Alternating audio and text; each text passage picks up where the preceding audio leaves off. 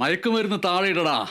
സ്വന്തം ഫെഫ്കയാടാ പറയുന്നത്. മയക്കുമരുന്ന് വായിൽ നിന്ന് തുപ്പിക്കളയൂ പ്രിയ ഷൈനെ എന്നാണ് FEFKA general secretary B Unnikrishnan ഇന്ന് പറഞ്ഞിരിക്കുന്നത്.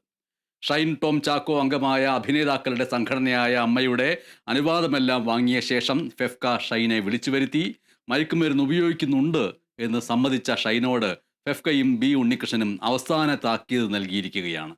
മര്യാദയ്ക്ക് മാരകമായ ഈ ദുശ്ശീലം പൂർണ്ണമായി അവസാനിപ്പിച്ചു വരൂ. ശരി എന്ന് സമ്മതിച്ച് ഷൈൻ പോയി.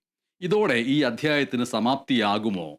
നമ്മുടെ സംസ്ഥാനത്ത് വ്യാപിച്ചിരിക്കുന്ന മയക്കുമരുന്ന് ഉപയോഗത്തിന്റെ ഇരകളായ എത്രയോ പേരോട് സ്വന്തം രക്ഷിതാക്കൾ തന്നെ ഇത് പറഞ്ഞിട്ടുണ്ടാകും. ഇനി ആവർത്തിക്കുമോ എന്ന്. ഇല്ല എന്ന് ആത്മാർത്ഥമായി പറഞ്ഞാലും എളുപ്പത്തിൽ വിമുക്തി നേടാൻ കഴിയാത്തതാണ് മയക്കുമരുന്നിന്റെ നീരാളിപ്പിടുത്തം. എങ്കിലും മയക്കുമരുന്ന് ഉപയോഗിക്കുന്നവർക്കും ഇനി ആ കെണിയിൽ വീഴാൻ പോകുന്നവർക്കും നല്ലൊരു പാഠമായിരിക്കട്ടെ.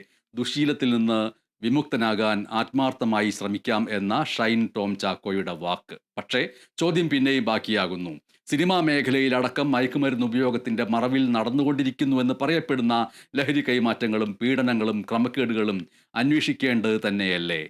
അതിന്റെ തുടർച്ച എത്രത്തോളം ഉണ്ടാകും ഈ മാപ്പ് പറച്ചിലിന്റെ പശ്ചാത്തലത്തിൽ?